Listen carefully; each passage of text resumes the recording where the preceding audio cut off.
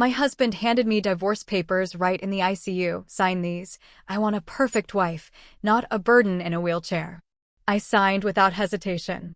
He smiled coldly and said, "Pay the hospital bills yourself." I simply replied, "Okay."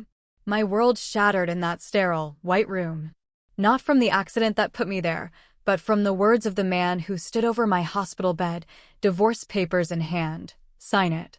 I want a perfect wife, not a burden in a wheelchair." The ICU was a landscape of harsh realities. Fluorescent lights hummed a cruel lullaby, casting long, distorted shadows that danced with the frantic beeps and whirs of life support machines.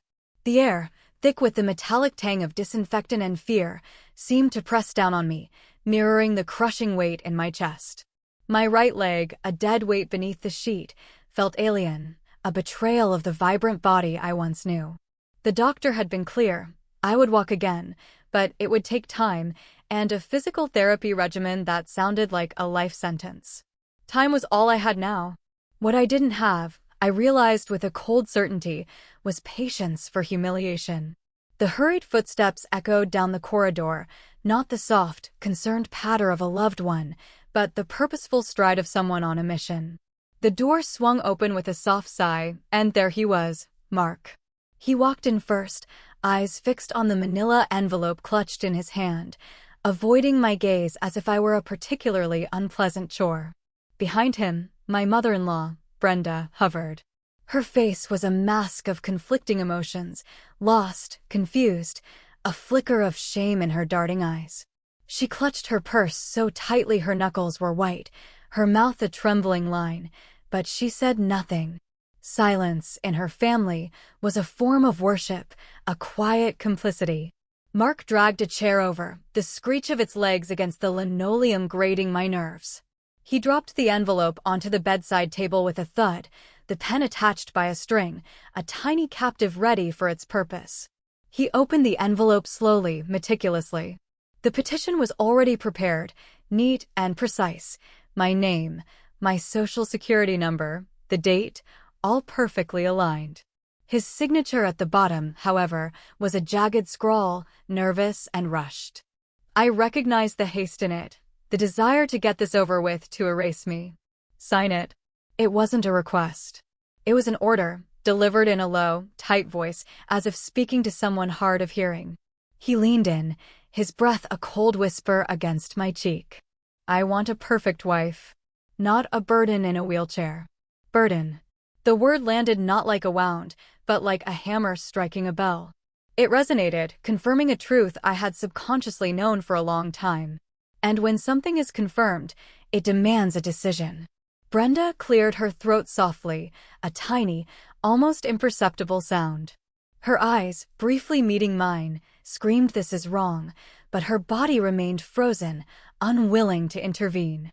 It was a pattern I knew too well. "And the expenses?" I asked, my voice surprisingly steady, a brittle shield against the rising tide of anger. He let out a short, joyless laugh, a sound that scraped against my soul.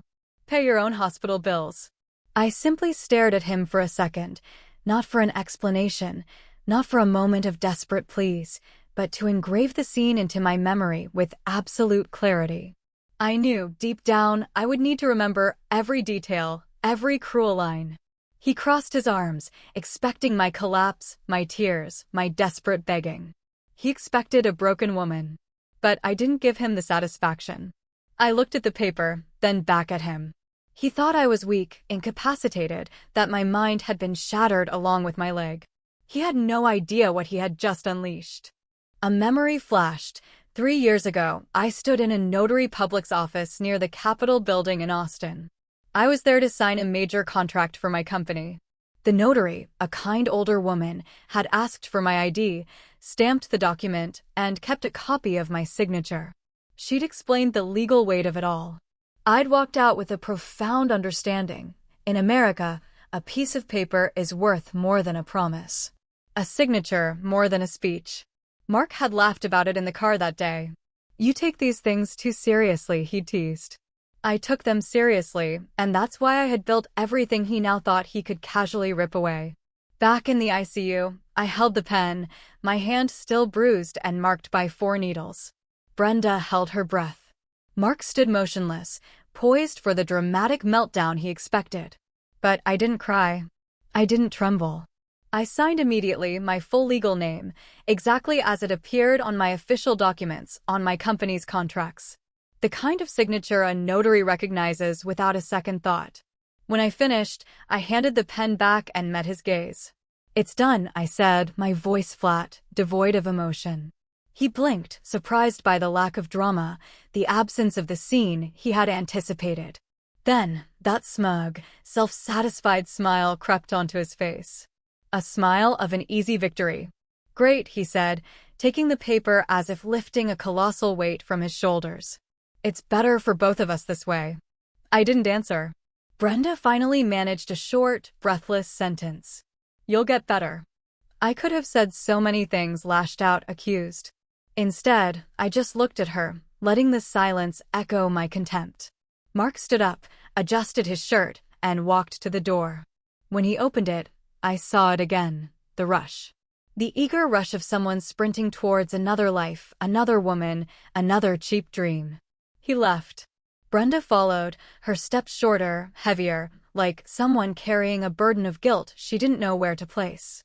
When the door closed, the room seemed to expand, becoming vast and empty.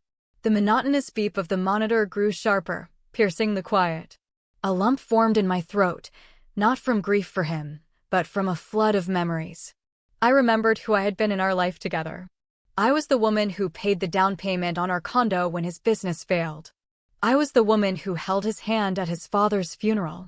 I was the woman who bought his mother's prescriptions when her insurance lapsed. I was the woman who endured his condescending jokes at barbecues, always striving to keep the peace. And still, I became a burden. I closed my eyes, taking a deep, shuddering breath. Then, the voice of my neighbor, Martha, popped into my head.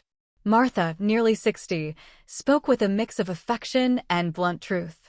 "Honey, if a man wants to leave, you let him go, but you don't let him take your dignity with him." I pushed the call button. A nurse came in, young and tired, with dark circles under her eyes that no amount of concealer could hide. "Everything okay, ma'am?" she asked softly. "Everything's fine," I replied, my voice sounding eerily calm, even to me. "I need to speak with hospital administration now, and I need my cell phone." She hesitated, but sensing something resolute in my gaze, she brought it. When the device landed in my hand, I felt its weight like a key to a door I was about to unlock. I opened my contacts and found a name I hadn't called in months. Sarah. My lawyer. I hit call. When she answered, I didn't break down, didn't stammer. I simply stated, "Sarah, he brought me the divorce papers in the ICU, and I signed them the right way." There was a brief, stunned silence on the other end. Then her voice, low and firm, came through. "Then he just gifted you the very thing he wanted to hide most." I looked at the closed door, picturing Mark walking away, smug in his imagined victory. A small, cold smile touched my lips. "I want him to understand," I said slowly, "that my name on that paper isn't the end of the marriage. It's the beginning of his reckoning." I hung up. In a hospital, everything is recorded. Time, names, witnesses, papers, signatures. And in that envelope, right next to my legal name, was his. Mark's full legal name. The name he used to open accounts, sign contracts, appear respectable. The name that was now going to be used to prove who he truly was. I wasn't shattered anymore. I was waking up. And he had no idea what I already held in my hand. The name on that paper was just the first piece. He thought the pain would only live in my leg.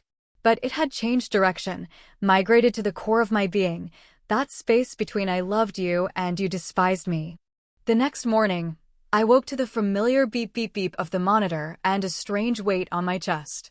It wasn't shortness of breath, it was shame. Shame for every time I'd made myself smaller, quieter, to fit into that marriage. The nurse came in early, opened the blinds a sliver, and the Austin light flooded the room, mocking me with its normalcy. The world outside hadn't been run over by my life. "How are you feeling today?" she asked, fiddling with my foredrip. "I'm fine," I replied, the lie holding me together. She made a note. adjusted the bed, and left. I stared at the ceiling, trying to comprehend how someone could abandon a person in the most vulnerable place possible. The ICU isn't just a hospital section.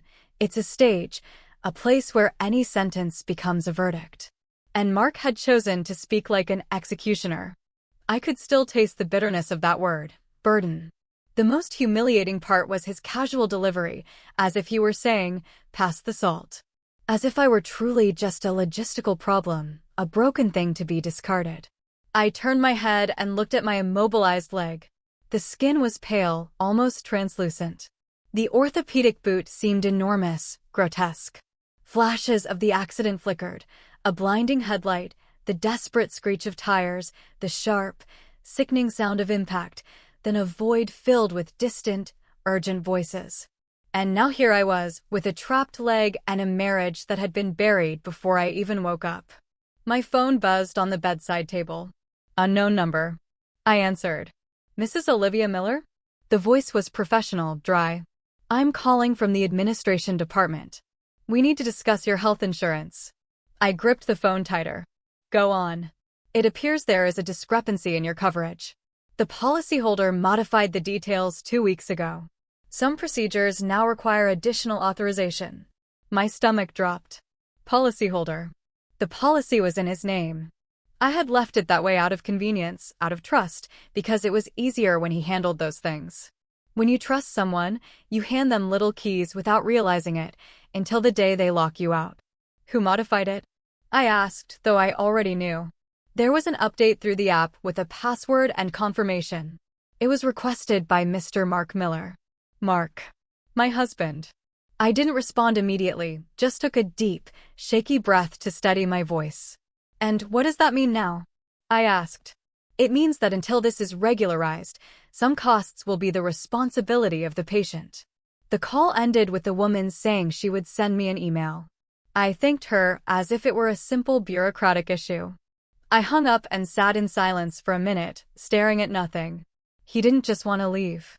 He wanted me to pay for the privilege of being alive. I closed my eyes and a memory came like a soft, cruel stab. Our first year of marriage, he would come home and hug me from behind while I made coffee. "You're my peace," he'd whisper. And I believed him. The second year, when his company started to fail, I didn't complain. I covered expenses, made spreadsheets, cut back on luxuries, stopped traveling. I sold my car to keep his business afloat. I heard him crying in the shower, thinking I didn't know, and I stayed because I thought that's what marriage was, supporting each other. Now, in the ICU, I was discovering that for him, marriage was convenience, not partnership. When the convenience ran out, I became disposable. My chest tightened, not with nostalgia, but with pure, simmering indignation. I didn't want to go back in time.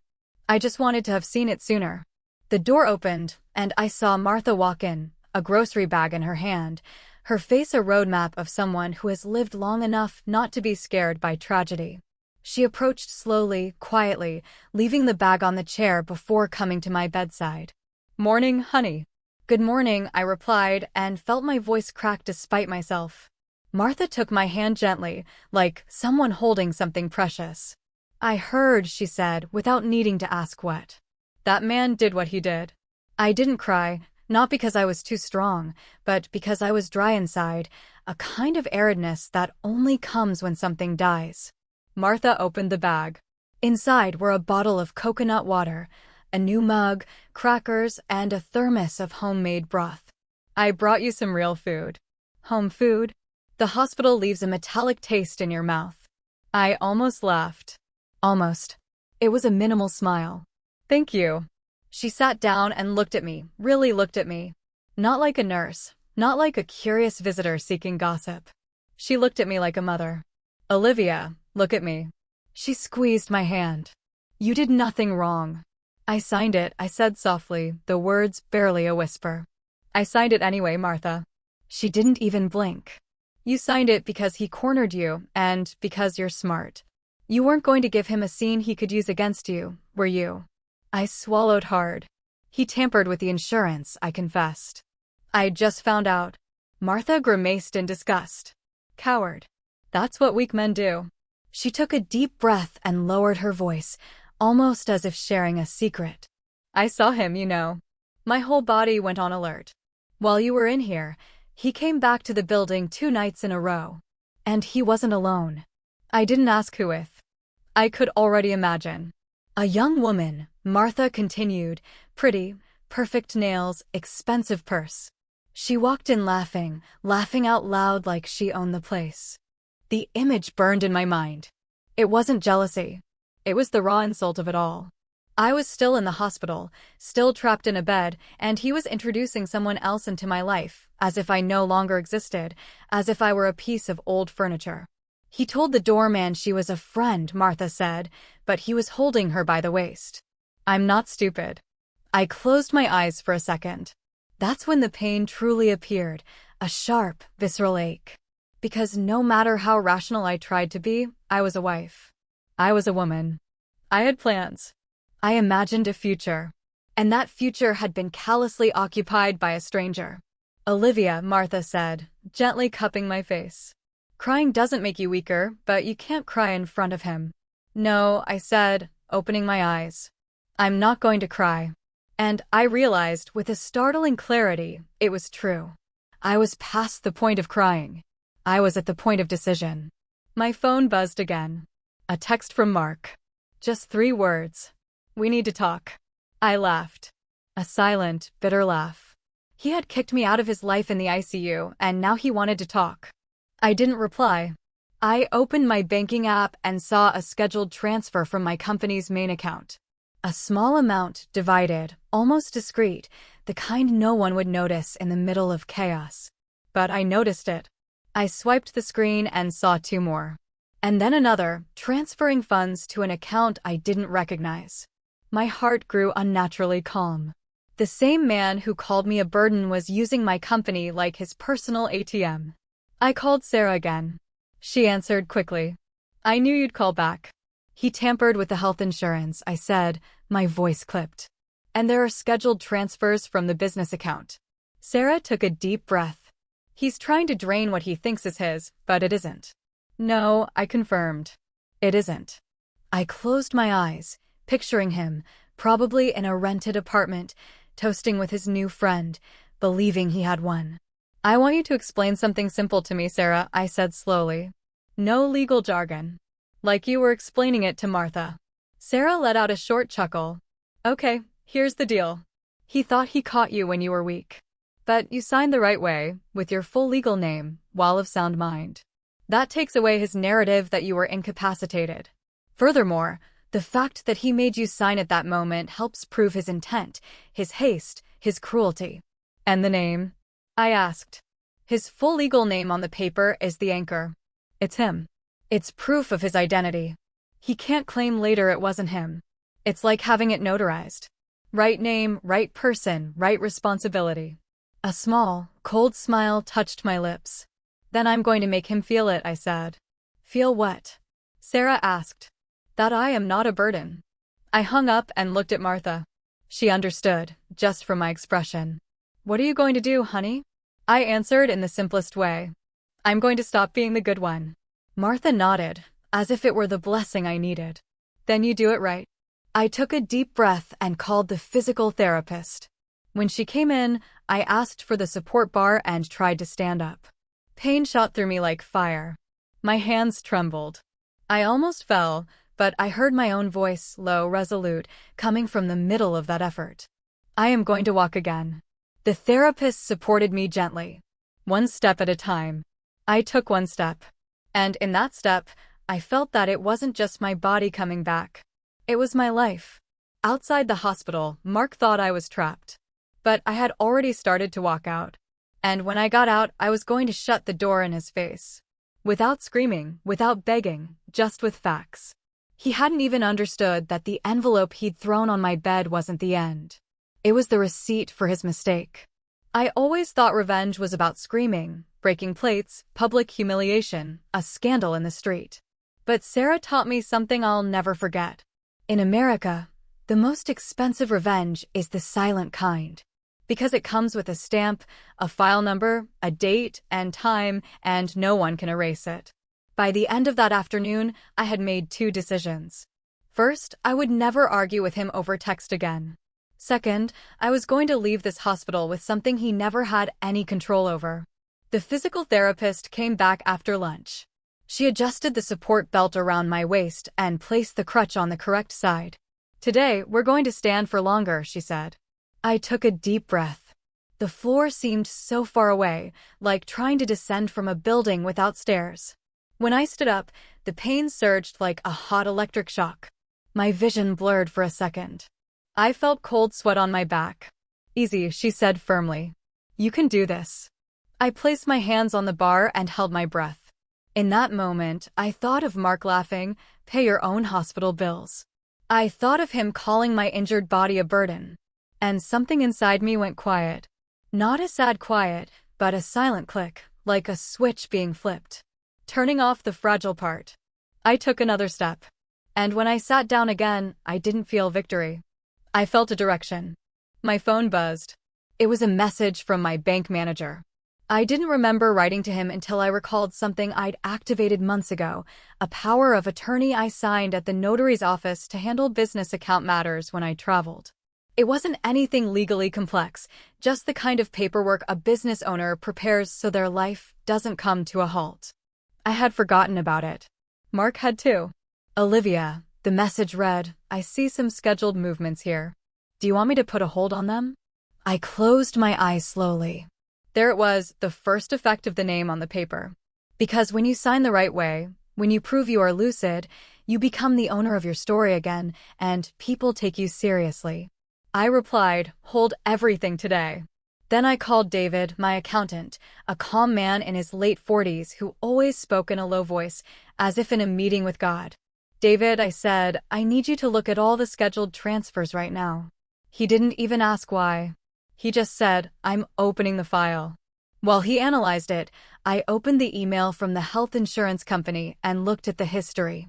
Change of contact, change of authorization, change of billing address, all done in 2 weeks while I was working, while I thought my marriage was normal. Martha was beside me, a cup of coffee in her hand, with a look on her face that said she wanted to hit someone with the mug itself. "He did it because he thought you'd stay quiet," she said. "He did it because he thought I was going to die," I corrected, without emotion. Martha looked at me, her mouth slightly open.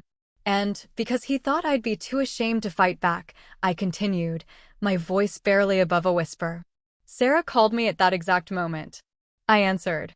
"Olivia, I've already requested a precautionary freeze on the business account. The bank will call you to confirm." "They already have," I replied. "Perfect." Her voice grew firmer.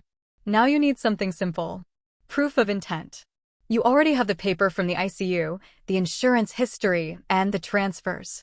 I looked out the window. "And how do I get him to incriminate himself?" I asked. Sarah didn't hesitate. "Make him talk." I smiled coldly. I was silent for a few seconds. Then I asked, "What if I meet him for coffee?" "Good idea," Sarah agreed. "A public but discreet place. No shouting. He'll feel in control, and he'll run his mouth." "And what do I do?" I asked. "You just listen," Sarah breathed. "You have the face of someone who listens and remembers." I hung up and looked at Martha. "I'm going to meet with him." Martha almost jumped out of her chair. "You're not going alone." "I won't," I said. "But he doesn't need to know that." That night, I sent Mark a single text, one that seemed innocent. "Okay, tomorrow at 5 p.m. at the Central Cafe." He replied in less than a minute. Perfect. He had always loved that word, as if life were a pretty filter and a decorative wife by his side. The next day, I was in a regular hospital room, still in pain, still struggling, but with a dangerous clarity. I got ready, not like a patient, but like a woman who doesn't apologize for existing. Hair pulled back, light makeup, a subtle lipstick. A blouse made of good fabric, because I knew men like him get scared when the woman they've discarded shows up looking solid. The physical therapist helped me into the wheelchair. "Are you sure you want to go out?" she asked, a hint of concern in her voice. "I'm sure," I replied. "Today I need to walk on the inside." Martha accompanied me to the entrance. She didn't go into the cafe. She stayed outside near the car, a protective shadow. The central cafe was old and elegant at the same time. Small tables, antique tiles, people talking in low voices, a place where no one makes a scene because everyone there pretends to have class. Mark was already there. Well-groomed, expensive watch, strong cologne. He stood up when he saw me and feigned concern. "You should be resting," he said, as if he still had authority over me. I smiled calmly. "I am." He looked at the wheelchair with that expression that had disgusted me from the start. It wasn't pity, it was revulsion.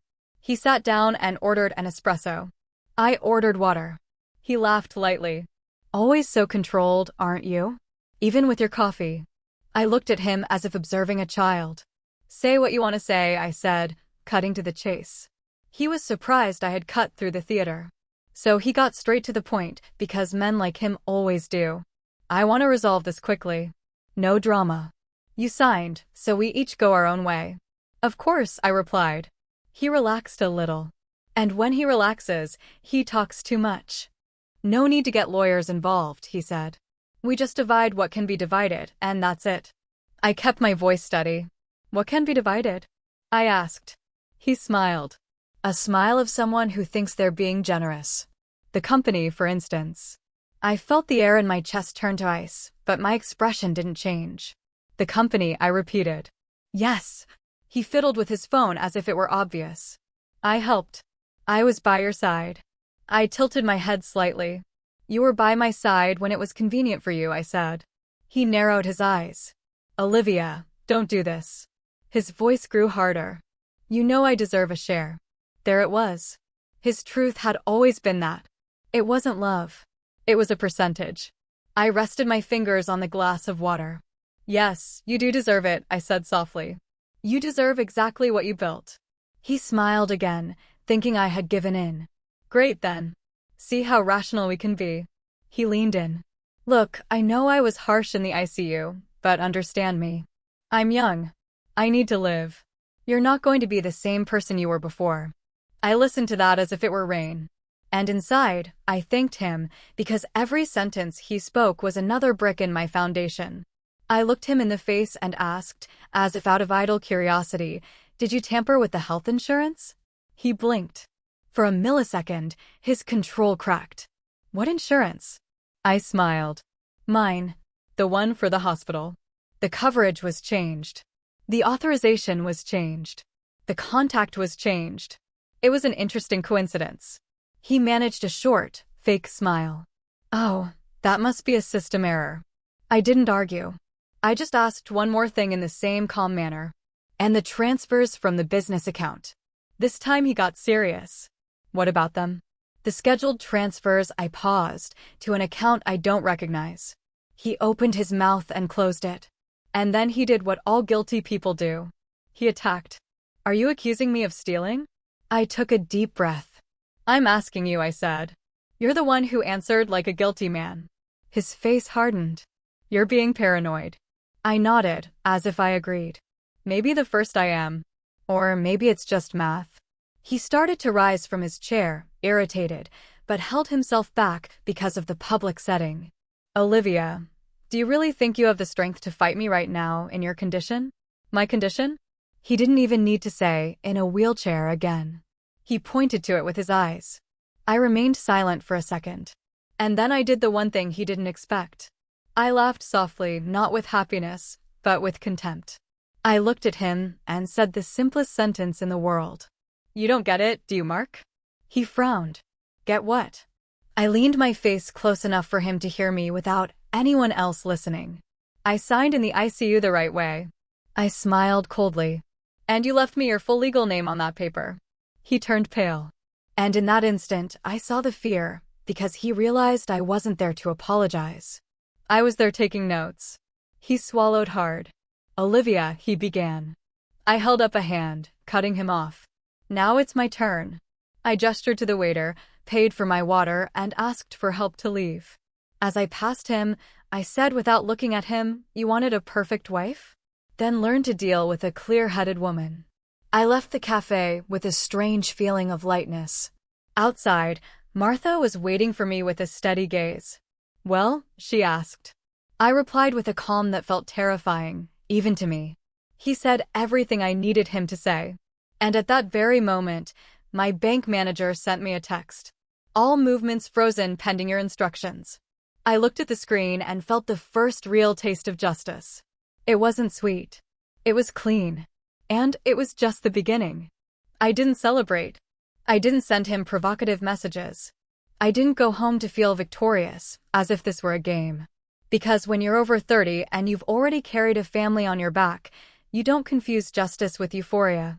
I just breathed and moved forward.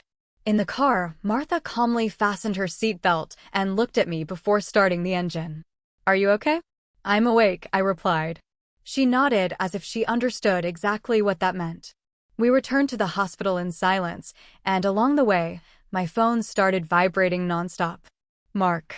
Mark. Again. Mark.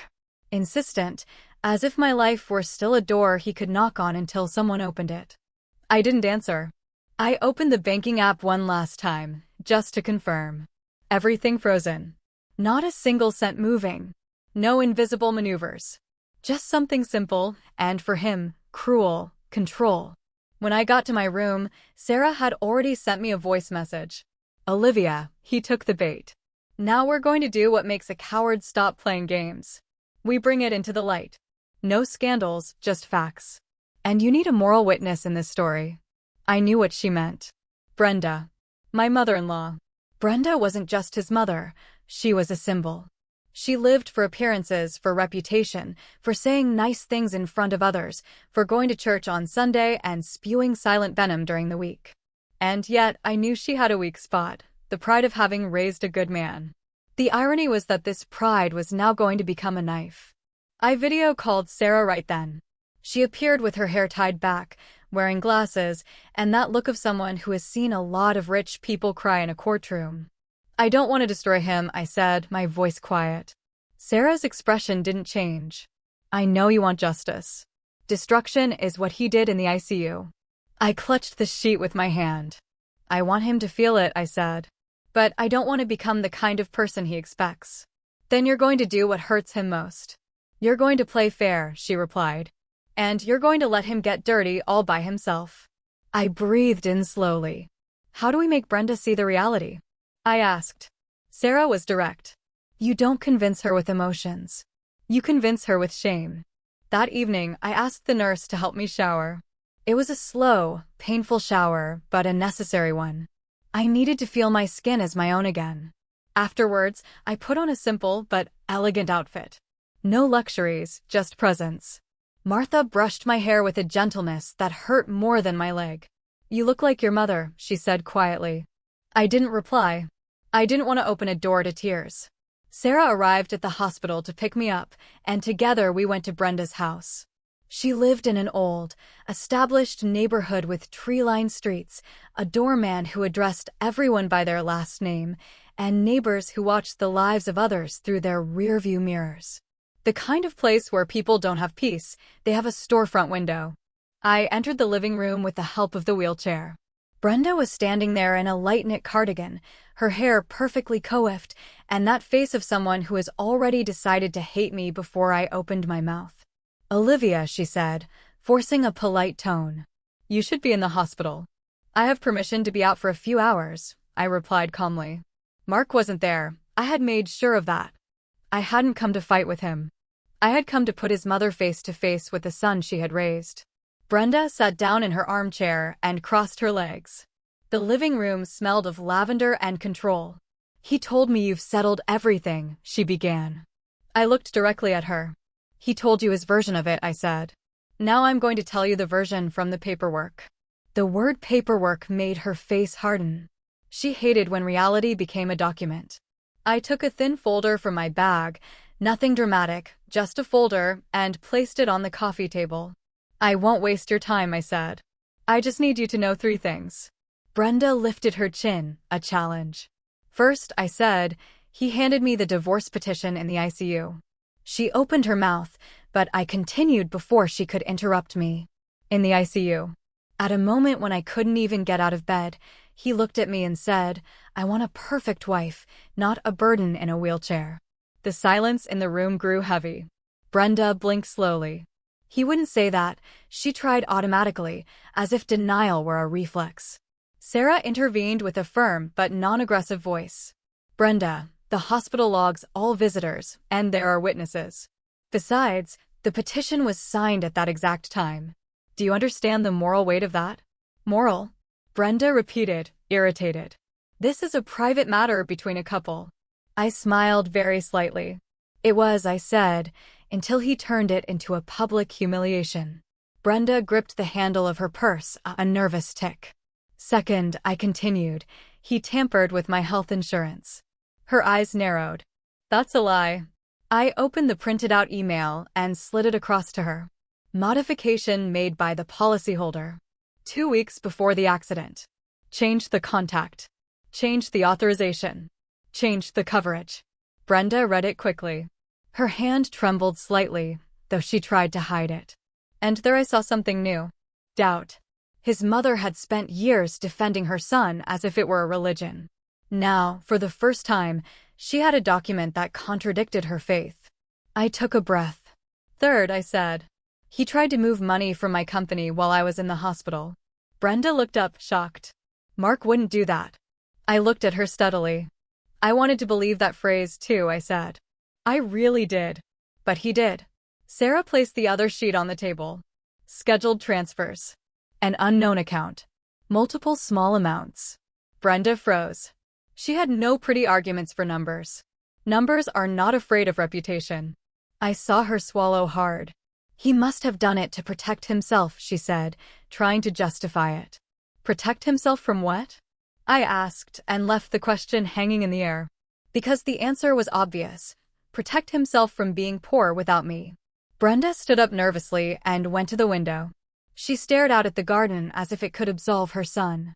What do you want, Olivia? She asked without looking at me. I said in a quiet but clear voice, I want you to stop seeing this as normal. She turned, and for the first time, I saw an old pain in her, a pride that was cracking. I raised my son alone, she said in a tone that mixed anger and confession. His father disappeared. I worked. I did everything. I raised him to be somebody. I wasn't cruel. I didn't rub it in. I just answered with the truth. I know, I paused. And that's why I came here. Because I don't believe you raised a man to abandon a woman in the ICU and then try to take her money. Brenda closed her eyes for a second. When she opened them, they were moist, but too proud to let a tear fall. He's in love, she said, as if that were an excuse. I tilted my head.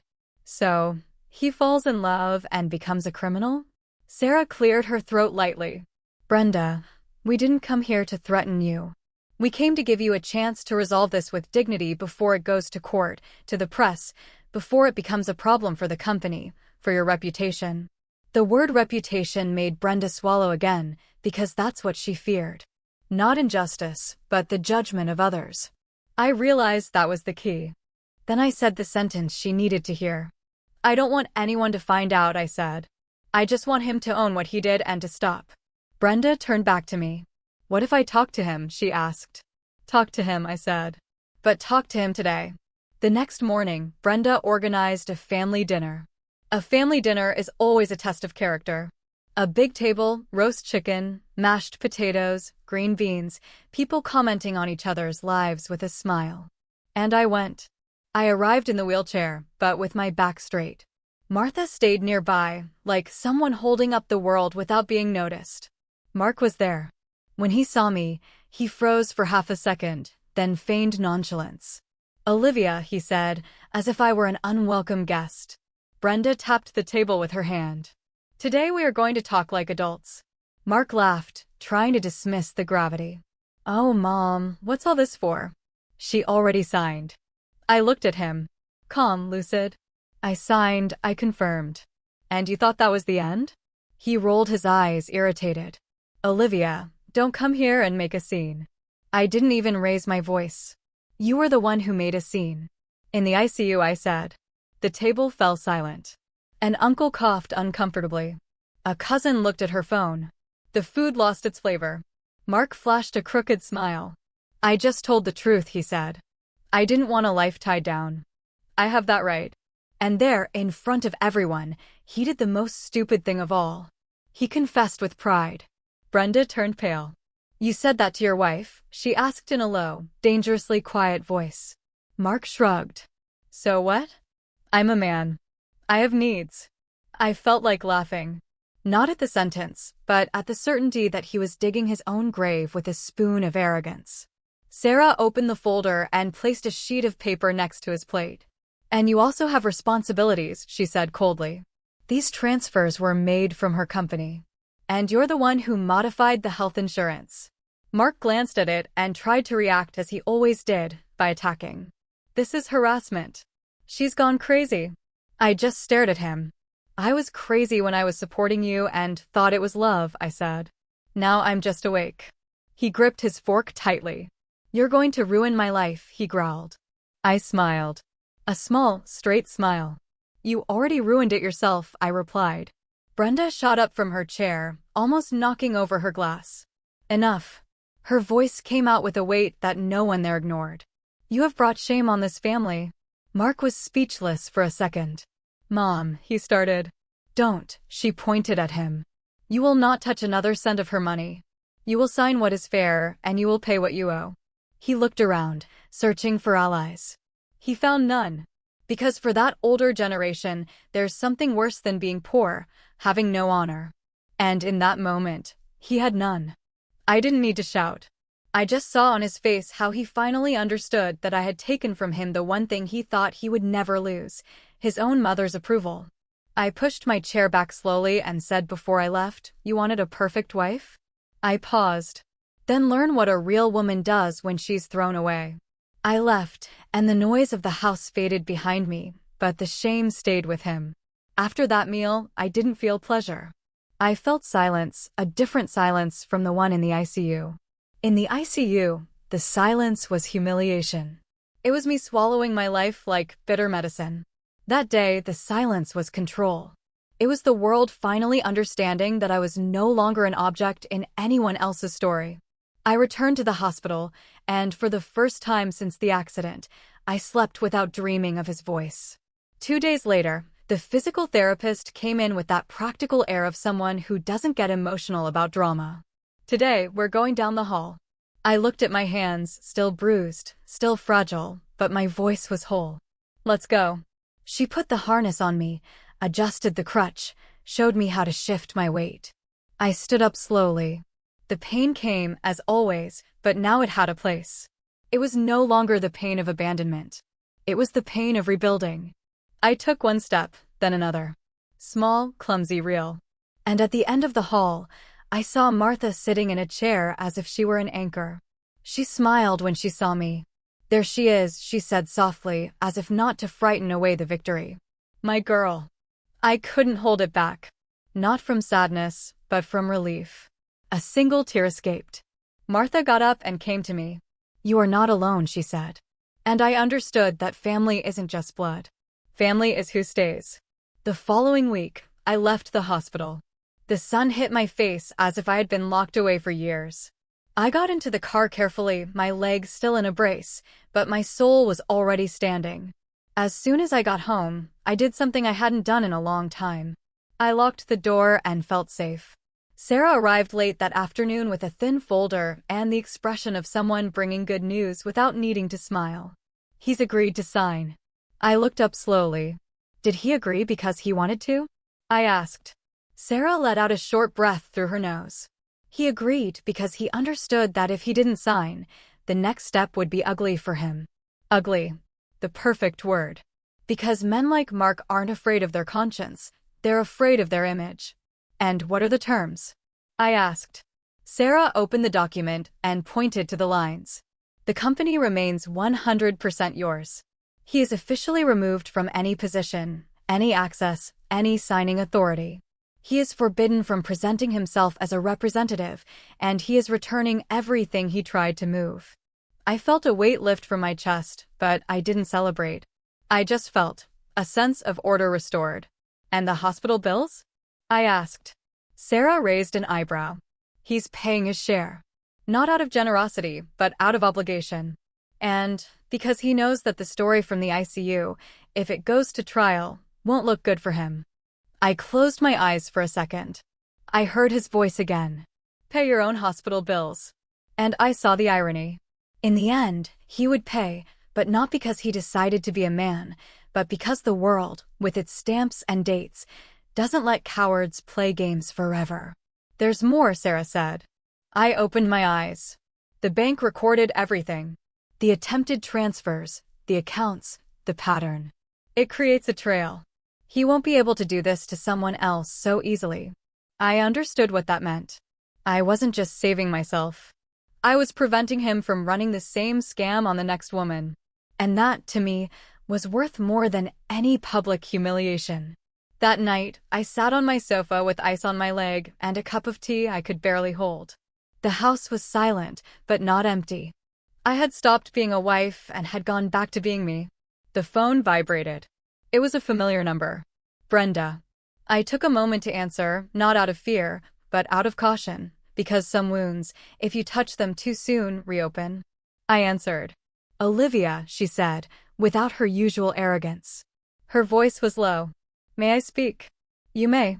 There was a silence on the other end, and I realized that for the first time, she was choosing her words. She wasn't playing a game.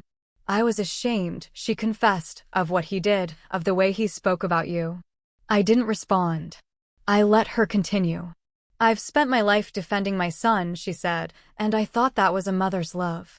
But I confused love with blindness. I breathed slowly. Brenda, I said calmly, I didn't come to destroy your son. I came to make him stop. I know, she replied. And I thank you for doing it without screaming. Because if you had screamed, I would have hated you, and I would have kept defending him. I closed my eyes. That was painfully human. The truth is, some people can only see when the truth is delivered politely, because politeness leaves shame with no escape.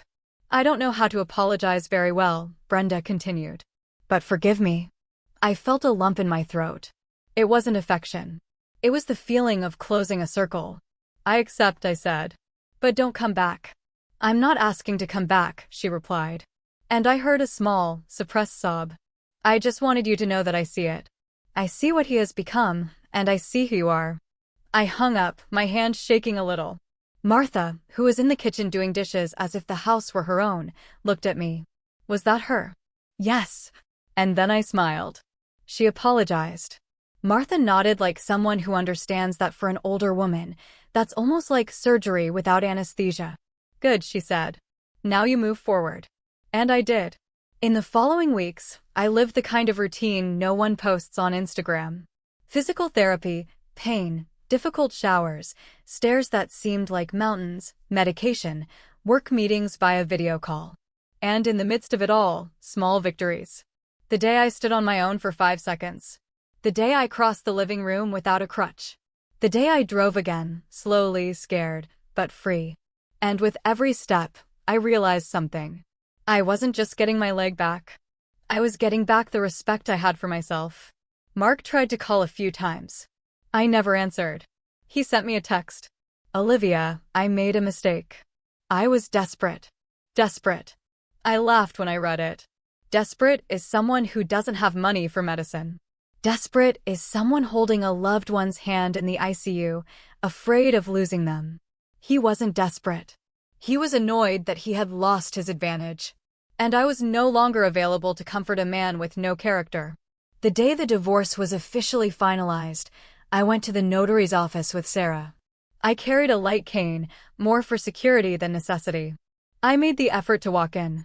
The notary asked for my ID, looked at my signature, stamped the document. And I felt something inside me click into place. It was simple, but it was final. When we walked out, Sarah said, "You won without getting your hands dirty." I looked up at the clear sky. "I didn't win," I replied. I came back. That night, I did something small. I opened the living room window. I sat on the sofa, put on some quiet music, and slowly drank a hot coffee.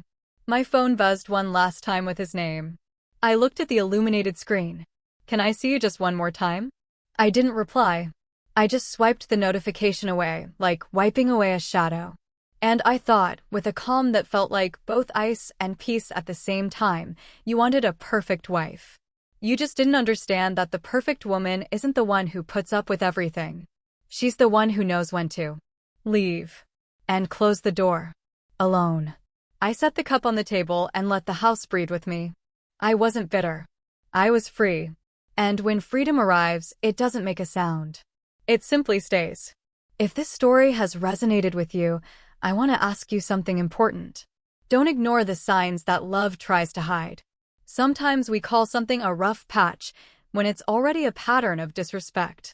And if you have been through something similar, or if this story sparked a realization, share your thoughts in the comments below.